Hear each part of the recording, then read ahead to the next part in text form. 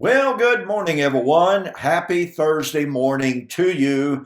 Welcome back to Morning Musings. We are continuing an examination and response to some of the objections that I've gotten to my brand new book, Temple to Telos. Now, the premise of my book is that and as I've said before, there is a relationship between the standing of the temple, the first century temple, and the fulfillment of all prophecy. We're going to talk about that a lot this morning. And that suggests that that first century temple was standing at the time of the fulfillment of the first four feast days. And what I pose in this book is, okay, if that temple, and more specifically, if that cultus, if the old law had to be standing for the fulfillment of the first four feast days, then why did it not have to be standing for the fulfillment of the final three feast days? Well, there have been all sorts of objections to that. Say, well, Jerusalem fell the 9th of Av. By the way, I think I said Elul last week, and I sometimes get the names of the months all messed up. And so I apologize for that. It was the 9th of Av. Some place it on the 10th and what have you. But anyway, some objectors have said, well, look, okay, you made the comment the temple burned for another 2 weeks, and it did, according to the authorities.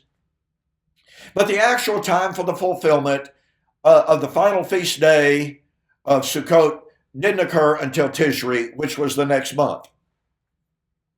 So they made this humongous argument, placing all of their eggs in that basket of that 6-week period. Roughly 6-week period. And I've answered that, I think, quite effectively. And basically all I've gotten in response has been ridicule. Okay? But let me approach this from a different perspective. Okay? Jesus, in describing the fall of Jerusalem, the tribulation leading up to it, and the fall of Jerusalem, said, Luke 21, verse 22. Now here's the kicker to this. 99.9% of all Bible students agree that Luke chapter 21, 20 to 24, at least verse 23, refers to the time of the fall of Jerusalem in AD 70. Now the reason I qualified that is because many modern Bible students, well, even ancient ones, said Jerusalem shall be trodden underfoot until the times of the Gentiles are fulfilled. And so, commonly, dispensationalists, for instance, Pat Robertson, said that the times of the Gentiles ended in 1948. Well, that doesn't work. Thomas Ice took a different view of that. The point of fact is, attempts are made to say that the trotting down of Jerusalem until the times of the Gentiles are forbidden means that Jerusalem will be trodden down until the end of time, until the coming of the Lord, until the second coming of Christ. I'm sorry, that won't work. The word that is translated as trodden down is from the Greek word pateo. Pateo does not mean social oppression. It does not mean financial oppression. It does not mean political oppression. It does not simply mean foreign dominance. It means act with, a couple of different exceptions to the rule. But as all of the lexicons point out, pateo means active military warfare. I'm not going to go into in depth on this, but go to my website, donkekpreston.com, bibleprophecy.com, and in the search bar, just look up Luke 21, verse 22, or just type in times of the Gentiles. Ladies and gentlemen, Jerusalem hasn't been trodden down in active military warfare since AD 70. Period. End of story. Historical fact. So it is a total misapplication of Luke 21 and verse 24 to say that Jesus was predicting the political domination social domination, foreign domination of Jerusalem until the so-called end of time, because that violates the meaning of the Greek word pateo. Now then, so what did Jesus say in Luke 21 and verse 22? Now remember, ladies and gentlemen, this has a direct bearing on all of those arguments that tried to deflect the force of my argument, which I make in this book concerning the continuing validity of the Jewish cultus until the fulfillment of the feast days. Okay?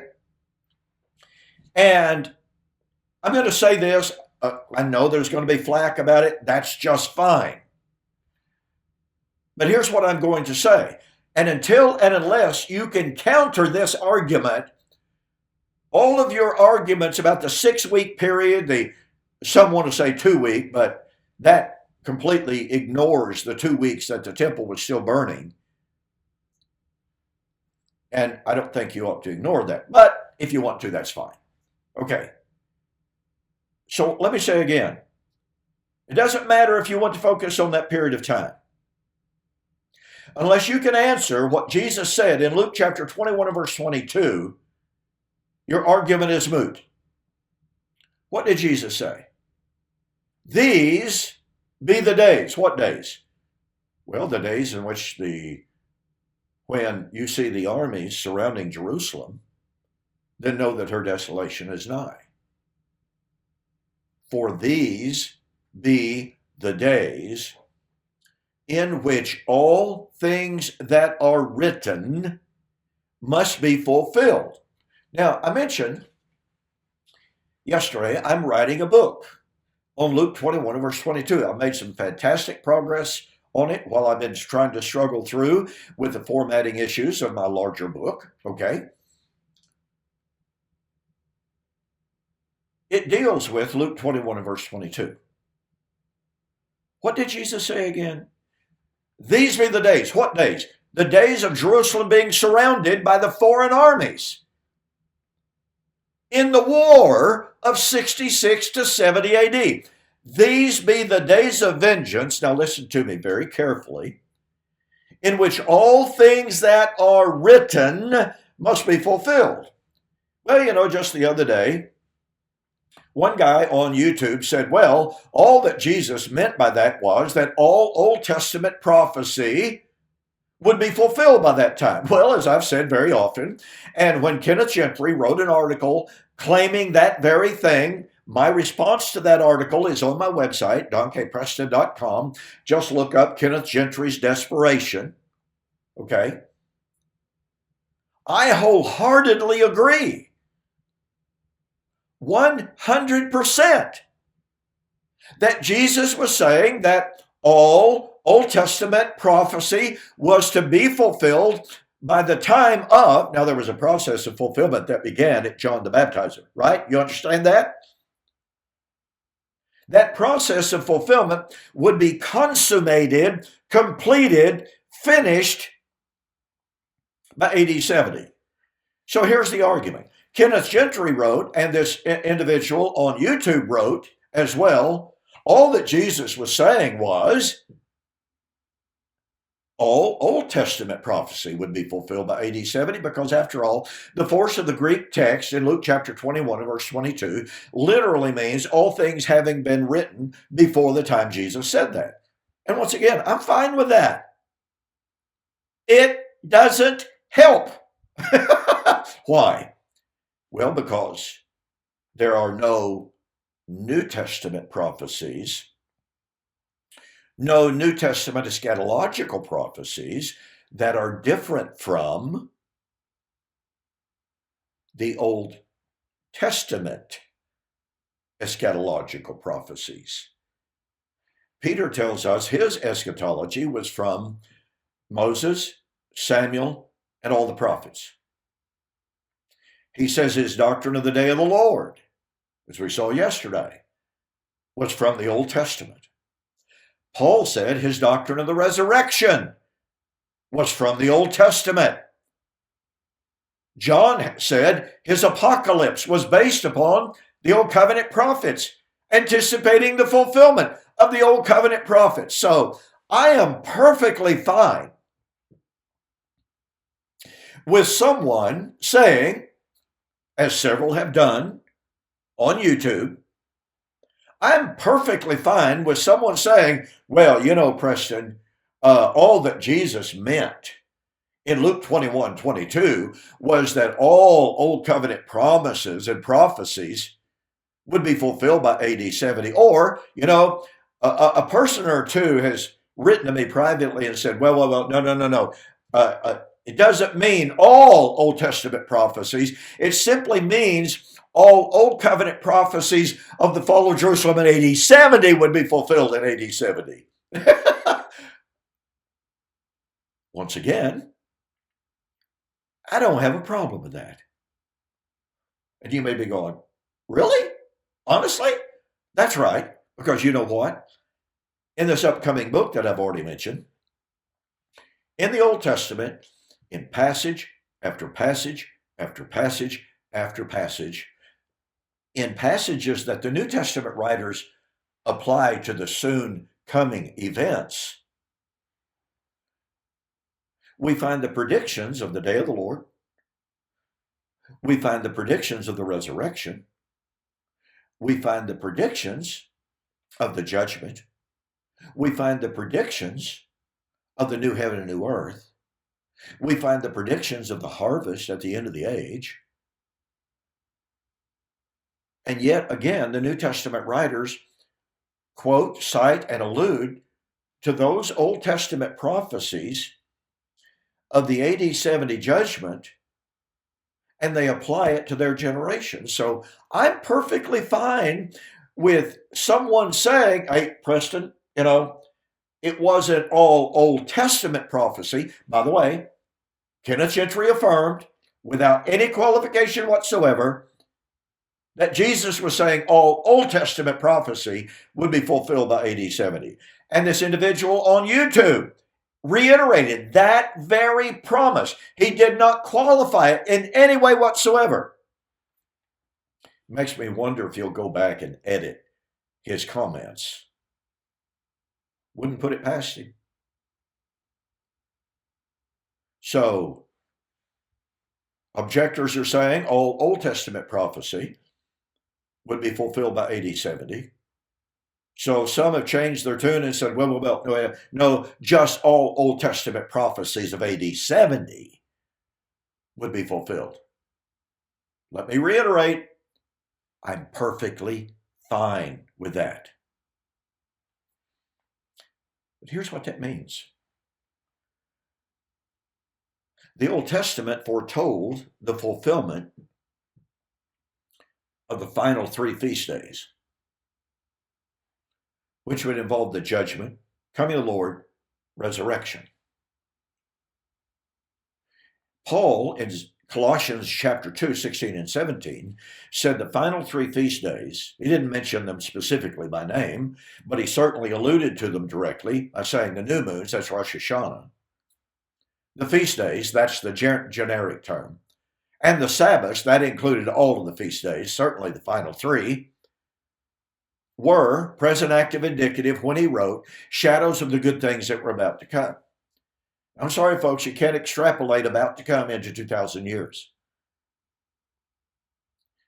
So, unless you can positively, absolutely, definitively divorce the final 3 feast days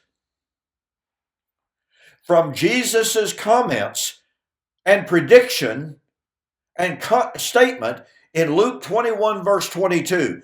I don't care about your, quote, calculations. You are violating Jesus's statement. These be the days of vengeance in which all things that are written must be fulfilled. Are you going to say Jesus was wrong? Are you going to say that, well, Jesus was violating the chronology? Are you going to say, well, those feast days were not fulfilled after all? In the counsel of God, God was saying, these be the days of vengeance. Did vengeance involve Rosh Hashanah? You know it did. Yes, you do. You know it did. These be the days of vengeance, in which all things that are written, that included the final 3 feast days, must be fulfilled. So I want to challenge, ever so respectfully, ever so kindly, but ever so directly. Did Jesus tell the truth or not? Did his prediction come true or not? You know, I'm one of these that has a tendency to take that broad picture of things and to say, I may not fully understand chronology. I may not fully understand this absolute tenet or this tenet or that element, blah, blah, blah. But I know what Jesus said. And I know that, to reiterate, unless you can divorce those final 3 feast days from Jesus's words in Luke 21 and 22. Now, if you put the fulfillment of the final 3 feast days off in our future, ladies and gentlemen, as some have done, guess what? Then all things written were not fulfilled. And if you put the fulfillment of any one of the feast days off into our future, then guess what? The law of Moses has not been fulfilled. The law of Moses remains valid. Israel remains God's covenant people. See, it doesn't work. It absolutely does not work.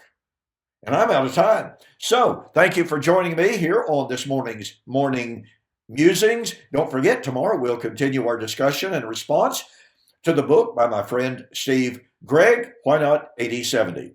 You don't want to miss it. See you on the flip side.